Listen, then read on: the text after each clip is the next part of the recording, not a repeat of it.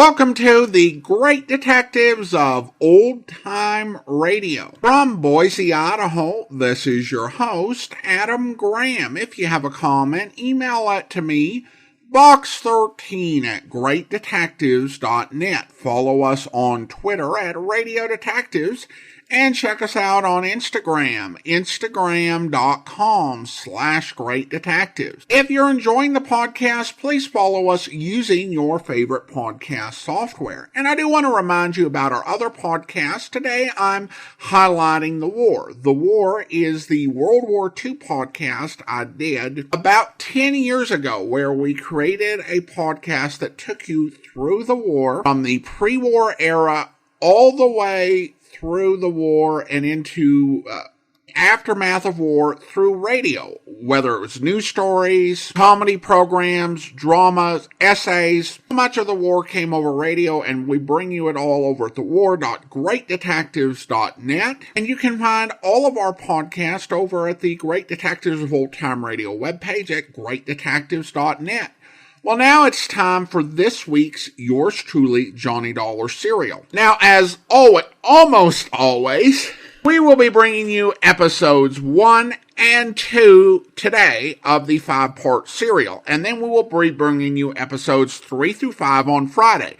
So if you want to listen to all 5 parts at once, you can go ahead and pause this episode and come back to it on Friday. But now, from September 3rd and 4th of 1956, it's The Curse of Kamashek matter, episodes 1 and 2.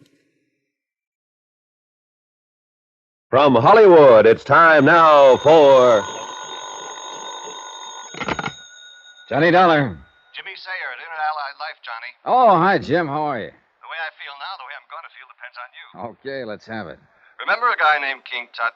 Egyptian mummy they dug out of a tomb full of treasure a few years ago. That's right. Well, don't tell me you held a policy on him now, Jim. Seriously now. You'll also remember there was supposed to be a curse on anybody who molested his tomb. Yeah, supposed to be. But of course, anybody knows that stuff's a lot of malarkey. Is it? Isn't it? Better reserve judgment, Johnny, until you hear about the curse of Kamashek.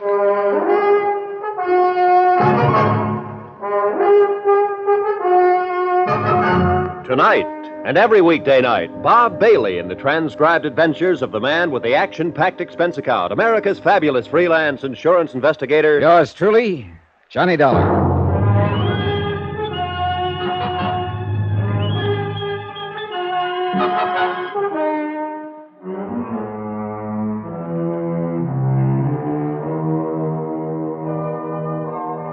Expense account submitted by Special Investigator Johnny Dollar to the Inter-Allied Life Insurance Company, Hartford, Connecticut. Following is an account of expenditures during my investigation of the Curse of Kamashek matter. Expense account item 1, $1 even. Taxi to the office of Inter-Allied Life to talk with Jim Sayer. The conference was brief and not very enlightening. I'd much rather have you see Mr. Turnbull and get the story from him yourself. As I said in the beginning, he's a very important client. What's more to the point, he can tell you about it much better than I can. Jim, to coin a cliche, you're being just as clear as mud. Also, by the way, he specifically asked for you. Oh, how come? Well, it seems he liked the way you handled the Parkinson case a couple of years ago. Oh, yeah, Emily Parkinson, the widow who died. Yeah, that's the one. She was his sister. And, well, go down and see him, Johnny. I honestly can't tell you anything more than I already have about the thing. James, you have told me nothing. But he can, and you can pick up a nice fee on it. As a favor to me. No, for that nice fee. Jim promised to phone Eric Turnbull, and I was on my way, and I ran of items 2 and 3, $4.20 for a quick lunch and train fare to Stamford. There I was met by a chauffeured car and driven to Turnbull's house. Far out of the town on Birchbrook Road, it was set on one of the biggest, most beautifully landscaped pieces of property I'd ever seen. The fine old home looked as though it had stood there in all its straight-laced dignity for 100 years, and stolid against the changing world would stand for another 100. In sharp contrast, a lithe, clean Studebaker Golden Hawk was parked in the sweeping driveway at the front. Haskins, the chauffeur, had explained on the way that he doubled as butler, so I wasn't particularly surprised when he opened the door for me. Since you received a call about your coming, sir, you are to go right in while I take the motor car to the garage. Unless... He glanced at the Golden Hawk quickly, back of me, then, having left the word unless hanging in midair, climbed back behind the wheel and drove off.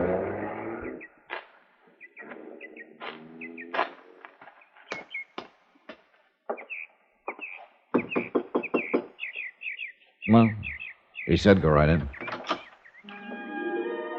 Inside, the house was a classic.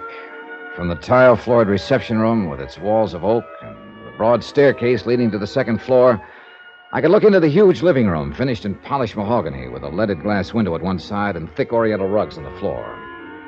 A fireplace that seemed to take in a whole wall, and fine mahogany furniture that glowed with a beautiful patina. Beyond that, I could see the library, golden and walnut. And sitting at a broad desk was a man, his face red with anger, shaking his fist at a very attractive girl of 22 or 3 who stood before him, obviously distressed by what was going on. Don't call me Uncle Eric. I'm not your uncle now, and by heaven, if I have my way, I never will be. You're not married to him yet, my girl, and if I have anything to say about it, you... Oh, Mr. Dollar, isn't it? Yes, sir. Mr. Turnbull? That's right. Come in. And Dorothy, Mr. Dollar and I wish to be alone. The girl stood there for a brief moment, looking at the man with an expression of utter futility in her face. Then, without so much as a glance at me, turned and left by the door that I had just entered. Come in, Mr. Dollar. Come in, please. Thank you. I'm sorry about this. Somewhat embarrassing to you, I'm sure, but it's something I'll have to tell you about later. Sit down, please. Thanks. May I pour you a drink? I must confess I feel I could use one at the moment. No, thanks, Mr. Turnbull. I think I'll pass it. I suppose it is a little early, but, well, good luck. Now, Jim Sayer, an inner allied, tells me you have an insurance problem. actually, not yet. I'll be perfectly frank with you, Mr. Dollar. Please do. I'm asking you to help me not as an insurance investigator, but as a man I feel I can trust. But you don't really know me, Mr. Turnbull. Oh, on the contrary, I do very well. As a result of your handling of the case of my widowed sister, Emily, when she died a few years ago. As a matter of fact, you and I met very briefly at the time. Oh, yeah, of course, Emily Parkinson. The case involved a lot of phony relatives who filed claims on her estate. Yes, that's right. And your clever trapping of those false claimants and their cheap attempts to gain part of Emily's fortune was... I understand that several of them are still serving sentences. Yeah, I believe so. Which is quite what they deserve. If there's anything I detest in this world, it's dishonesty. Well, I guess most of us feel that way about it. Of course we do, if we have any shred of human dignity. Yeah. But now, what is your problem? It concerns Donald, Emily's son, my nephew. I had expected him to arrive here before you, but suppose I go ahead anyway. Go ahead. Well, when her husband died, Emily was left with a considerable estate and their only child, Donald. The estate's worth nearly $1 million now. Mm-hmm. With not too many years ahead of her, she wasn't well. She had lavished everything on the boy, the best of private schools, travel to Europe, all the things that befit one of our social and financial status. Before she died, she carefully put all of the money into a trust for Donald, a rather unique arrangement which I control until he reaches the age of 30. What would happen if he didn't survive you? Would it all pass to you? Yes. But of course I have no particular need of it. When I sold Turnbull Enterprises some years ago, I think you can see that I'm pretty well fixed. Investments, you know. Yeah. At any rate, since his mother died, Donald has been living here with me in accordance with her request that I care for him. And I've been glad to do it, for I love the boy very dearly. How old is he, by the way? 25. He'll be 26 in October. And what's he doing for a living? That's the whole point. There's no need for him to work for a living, as you put it. But in college, against my better judgment, he majored in archaeology and Egyptology. Oh. What did you want him to study? Business and finance, of course. Forgive me for being so blunt, Dollar, but I see no sense whatsoever in his taking the fortune that his father spent so many years building up and squandering it on a lot of... Oh, Donald, come in. I received word at the club you wished to see me, Uncle Eric. What is it this... Oh. Mr. Dollar, this is my nephew, Donald Cronin. How do you do, Mr. Hi, Dollar? Donald. We've been talking about you, Donald. Oh? As a result of a newspaper item I just read, to the effect that you're preparing for another expedition. That's right, sir. I'm going to the ancient city of Thebes, in Egypt. Egypt? Since my trip last fall, I've done a lot of reading and research in New York and London. I'm convinced I've located the ancient tomb of the Pharaoh Kamashek. An advance party's already begun excavation. I'll join them there. Do you realize the cost of this thing? Uncle Eric, it promises to be one of the most important archaeological finds of the century. You mean it might be if I let you go? If you let me go. Uncle Eric, perhaps Mr. Dollar... Mr. Dollar can hear anything I have to say to you. You see, Dollar, we're finally getting to the point. Yeah. Donald, I'll make no bones about it. I'm quite fed up with your wasting your time on these stupid, pointless expeditions. That's not the way the museum feels about them, sir. Well, that's the way I feel about them. Wait, sir, please. Donald, isn't that your collection from Yucatan that the museum recently acquired? Why, yes, sir. My party and I were able to... I'm sure we don't care about your party and you. You're not only wasting your time, but your money. The money your father struggled an entire lifetime to gain. That money was left for me to spend in any way I see fit. Provided your handling of it meets my approval. When you're 30 and the estate passes completely into your hands, you can do anything you like with it. Buy the Brooklyn Bridge if you want. You probably will. But until then, I am legally in control of it. And now, finally, I have every intention of exercising that control. At least to the extent of seeing you don't squander any more of it on these foolhardy expeditions. I take it you've made several, Donald. Yes, sir, and he's opposed me in all of them. Because sooner or later, you've got to learn that as the wealthy son of a family, it's up to you to carry on the tradition that's been set for you. To increase the fortune that's part of your family name, build even greater financial power, not to throw it away. Do you call my contributions to science and history a waste of money? Oh, now, look, my boy, there's nothing selfish about my attitude in this matter. I'm thinking only of you and your future. The family name that you alone are left to uphold. Well... Now, why don't you give up this asinine idea of going to Egypt? No, sir. What do you mean, no? Let me finish. There's no point in your saying any more, Uncle.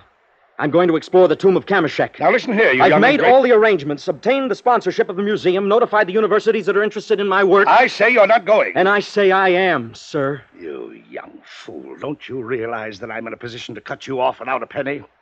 If you think I care, Uncle Eric, you're crazy. Then by heaven I will. So help me, Donald. I've tried to avoid this kind of situation, but you and your idiotic bullheadedness, your utter disregard for the responsibility and importance of your family, social status have made it inevitable.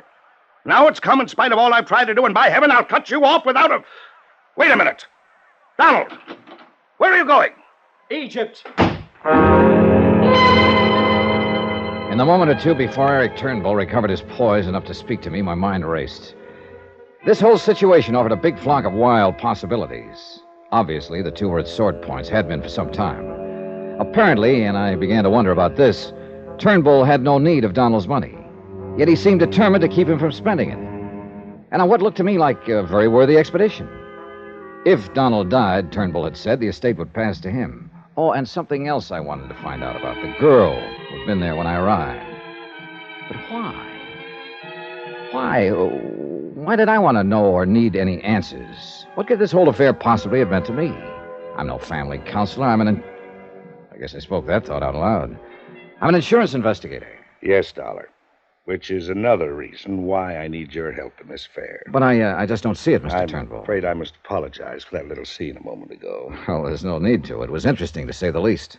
Well, we didn't touch on the one thing that I wanted you to know about. That girl, Dorothy Harkness, his so-called fiancée. Oh. Thanks to a generous allowance, plus fees from the museum and some of the universities, Donald's insured his life for $100,000. $50,000 for the museum, and a like amount for the girl. Through Inter-Allied? Yes. I'll put it to you bluntly.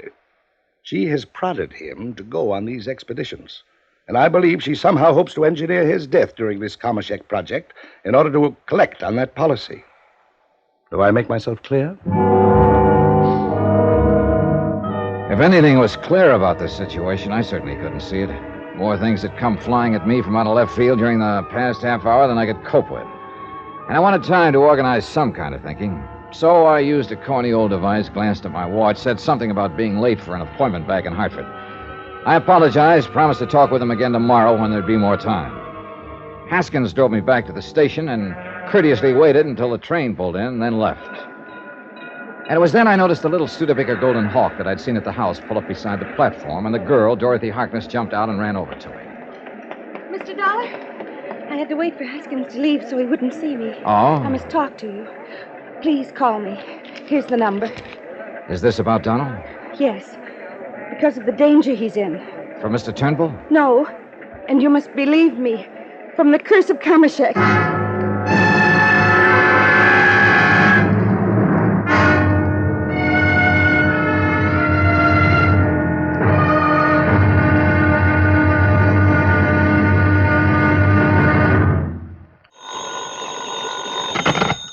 Johnny Dollar. I have your call to Stamford, sir. Oh, thank you, operator. Hello? Oh, Mr. Dollar, I'm so glad you've called. Well, you seem pretty anxious to talk about something, Miss Harkness. I am. About Donald and his uncle, and Donald's plan for the expedition to Egypt. To dig up the remains of the old Pharaoh Kamashek? Yes. Can you come over here to see me, please? Oh, when I talked to you on the station platform a while ago, you said something about the curse of Kamashek. Yes, Mr. Dollar. Isn't that nothing more nor less than superstition? No. Huh? I'm afraid that in this case, Mr. Dollar, it can mean nothing more nor less than murder. I'll take the first train.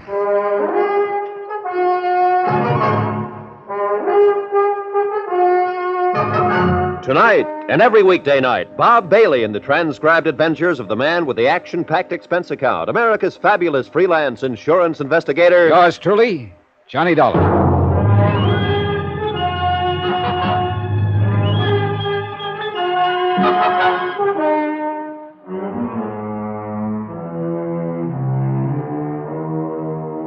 From Special Investigator Johnny Dollar to Inter-Allied Life Insurance Company, Crutchfield Square, Hartford, Connecticut.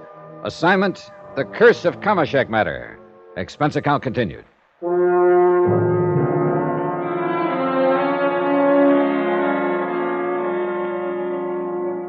Item 4, 320, cab to the station, train fare from Hartford to Stamford, and cab to the modest but attractive apartment of Dorothy Harkness. The short trip gave me time to think. Eric Turnbull, wealthy retired businessman, called me in on this case. Turnbull, uncle of young Donald Cronin, entirely in control of a large trust fund for the boy.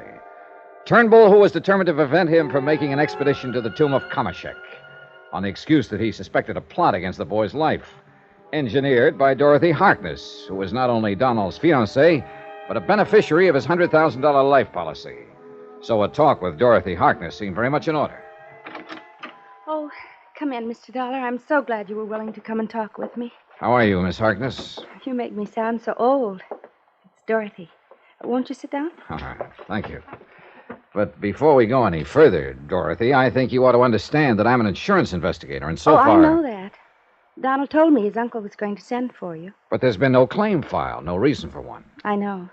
Mr. Turnbull does, kind of unusual things now and then, and I guess this is one of them.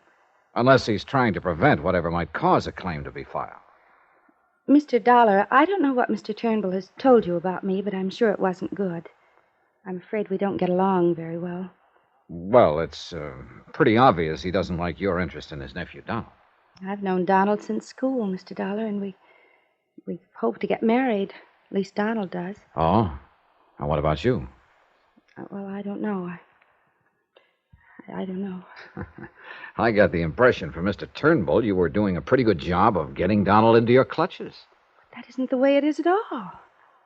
We've been seeing a great deal of each other, and Donald has asked me to marry him. And I'm fond of him, Mr. Dollar, terribly fond of him. But so far as marriage is concerned, I'm not sure. What do you mean?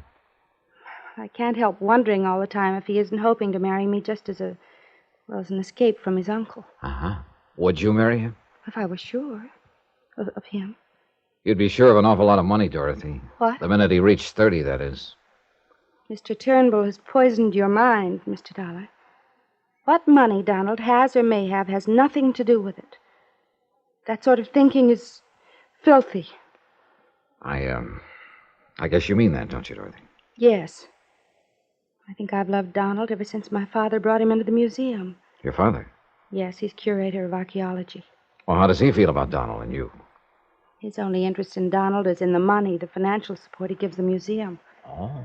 Since Mother died, he's become a grasping, self-centered old man whose only interest is in the museum. I see. So I don't live with him anymore. Well, then I take it he opposes any thought of your marrying Donald. He wants me to string him along, raise money and scientific contributions. But Donald is making something of himself, instead of wasting his life in idle luxury as Mr. Turnbull would have it. Or would he rather have Don increase the family fortune? No, just not spend it. That's all he cares about. So if anything should happen to Donald, there would be more left for Mr. Eric Turnbull. And that's why I called you. Because I'm afraid that if Donald does go on this expedition to Egypt, something will happen to him. Oh, now, wait a minute. Turnbull has objected strenuously to this latest expedition. You don't know them yet. Either of them. They're of the same stock, and they're both stubborn, determined, and willful, and his uncle is clever. Clever enough to play on this stubbornness. Capitalize on it. What's that supposed to mean? He knows that the surest way to keep Donald from doing something is to insist that he do it. It's always been that way. Are you sure you haven't been reading too much psychology? It's true. And in spite of Donald's academic maturity, he's almost like a child in some things, emotional sometimes. That's another reason why I wonder if Donald really wants to marry me. If he loves me enough. Or if he's simply rebelling against his uncle. You feel, then, that Mr. Turnbull is opposing the expedition to be sure that Donald will make it? Yes. Because he doesn't quietly reason with Donald, talk things out. He shouts, he storms, he threatens. And that gets Don's back hair up, huh? It makes him more determined to go than ever. Wouldn't it do the same to you? Maybe so. And I'm afraid that if he does go, he'll never come back. You honestly don't want him to go? No. Just what do you think might happen to him? This curse of Kamashek you mentioned? I think that would be the excuse for his uncle to have something happen to him. Well, what is this curse? Do you remember King Tutankhamun? Well, I remember hearing and reading something about him, old Egyptian Pharaoh. His tomb had a curse on it, too.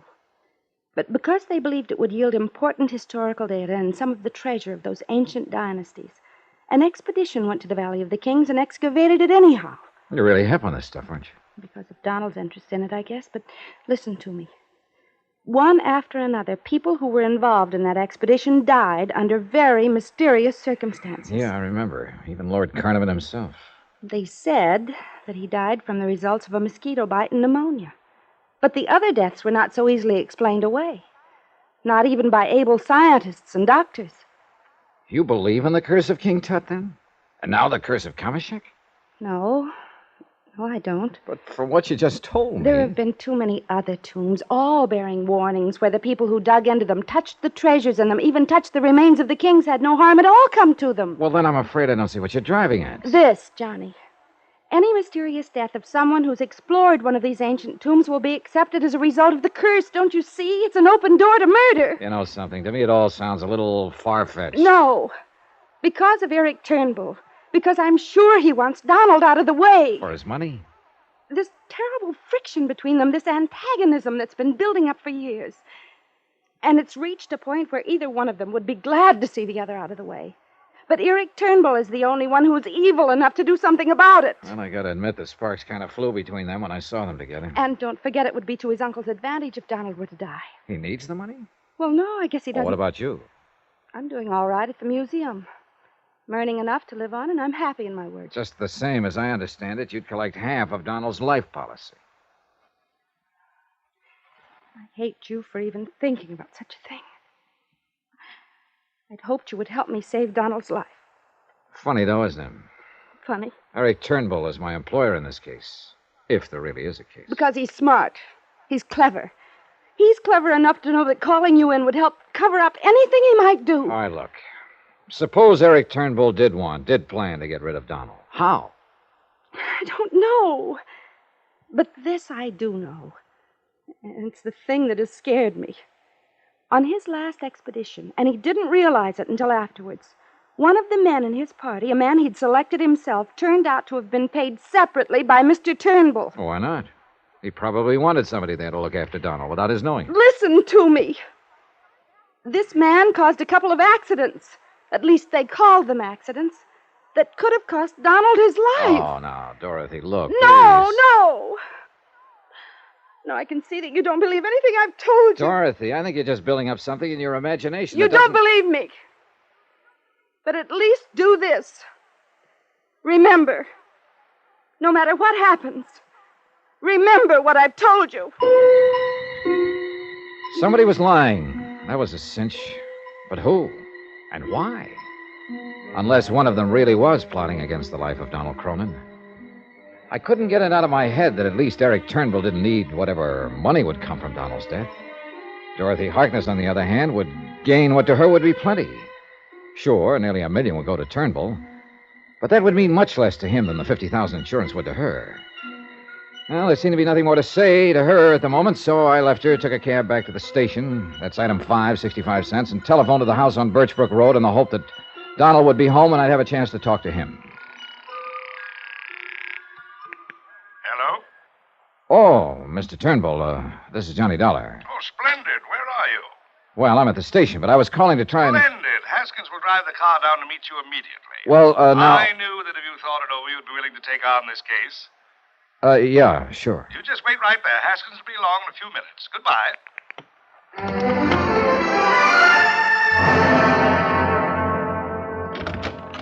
Come in, Mr. Dollar. Well, thank you, but before we talk about this Sit down, won't you? Now, from what I've been able to learn, Donald is planning to leave for Egypt immediately. I checked with a friend at the Explorers Club in New York, where the boy's been staying these past few days. Oh, I thought he always stayed right here with you. Well, he does, except when he's preparing for an expedition. Then you are going to let him go. Well, how can I stop him without making him look foolish in the eyes of his colleagues, the museum, the universities who are so interested in his work? Yes, I have to let him go. But with you beside him there... Oh, wait a minute. Of course, I'll expect you to be with him during the entire expedition. Well, now, look, Now, remember this. No expense is to be spared in the protection of my nephew's life. I had to go down to New York to see David Wilt. He's my stockbroker, Harris Dillman Company. While I was there, I stopped at my bank and arranged to have some 5,000 in American Express traveler's checks ready for you. All you have to do is go down there and sign them, pick them up. If you need more, cable me. You don't waste any time, do you? I know Donald. He's very stubborn, determined, and willful. In his present frame of mind, he might pack up and take off at a moment's notice. I want to be sure you're at his side. Okay, you're the boss. But, Mr. Turnbull... Yes? You still haven't told me why you think his life is in any more danger on this expedition than on any of the others he's undertaken. Because that girl, Dorothy Harkness, is smart, is clever.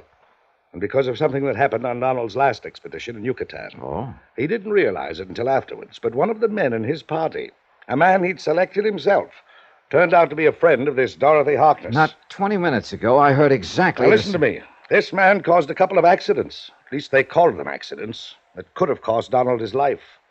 And Mr. Dollar, though lacking any proof, I am convinced he was put up to them by the beneficiary of his insurance policy, Dorothy Harkness.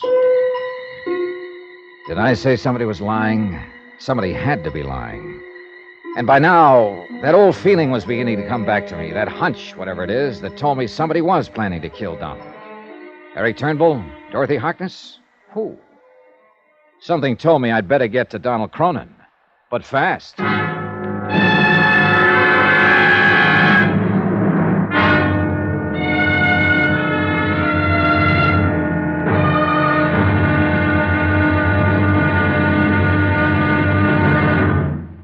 Now, here's our star to tell you about tomorrow's episode of this week's story. Tomorrow, suddenly the reason for a carefully planned murder becomes crystal clear, and a race against death becomes a race for my own life. Join us, won't you? Yours truly, Johnny Dollar.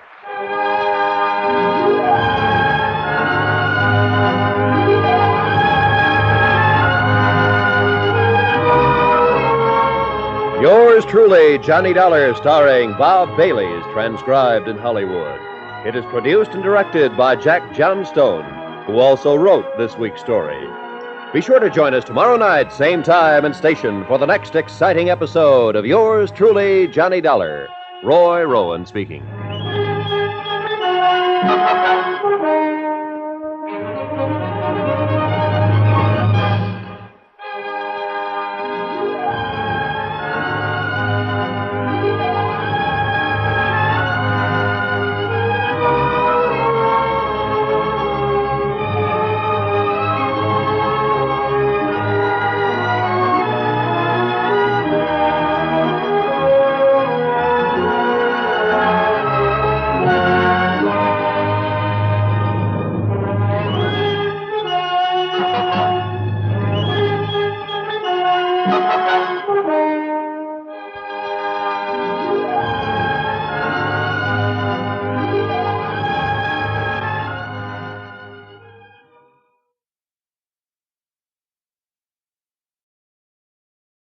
Welcome back. Well, over these first two episodes, we've gotten two different sides of the story. I think Dorothy's is probably the more interesting one and stands out because she seems to be coming at this different than any other character we've heard in the serials. Dorothy talks and presents her thinking as that of an educated and emotionally clear-headed woman whose opinion is informed by her understanding of psychology and human relations, even if she's relatively young. So she's a very distinct character. But the question is she actually going to turn out to be telling the truth? And we'll have to wait until Friday to find out. It certainly is a bit of an irregular path for Johnny to enter the case, but wealthy insurance company clients can get some irregular service, as we have heard repeatedly in the course of the last few months. Well, now it's time to thank our Patreon supporter of the day. And I want to go ahead and thank Joel. Joel has been one of our Patreon supporters since July of 2021, currently supporting the podcast at the detective sergeant level of $7.14 or more per month. Thank you so much for your support, Joel. And that will do it for today. If you're enjoying the podcast, please follow us using your favorite podcast software. And if you're listening on YouTube, be sure to like the video, subscribe to the channel, and mark the notification bell. All those great things that help YouTube channels to grow. We'll be back on Friday with the conclusion of this week's story, but join us back here tomorrow for Dangerous Assignment, where... You see, Mr. Mitchell, my company is interested in Forrest, too, in the work he's doing. We wouldn't want anything to happen to him. We're counting on him for some very valuable information. Oh? And we're willing to pay for it. Matter of fact, I'll have a check in my pocket for him, £2,000. Small bonus. And this information is in regard to... The hijacking of freight insured by our company. We handle a good many firms in this area, Mr. Mitchell, and the company's taking an awful beating in the past 6 months. The bosses have been on my neck, wanting me to do something about the situation. A job hanging by a thread? No, not exactly. But it does make a chap look bad, doesn't it? Oh, I've had some luck. I've picked up a few operators, small fry, bush league pirates, and the like. Forrester seems to be on the right trail, though. He's after the big wheel. Power behind a gigantic organization operating in the area. That's why I'm here. I hope you'll be with us then. In the meantime, do send your comments to box13 at greatdetectives.net. Follow us on Twitter at Radio Detectives and check us out on Instagram. Instagram.com/greatdetectives. From Boise, Idaho, this is your host, Adam Graham, signing off.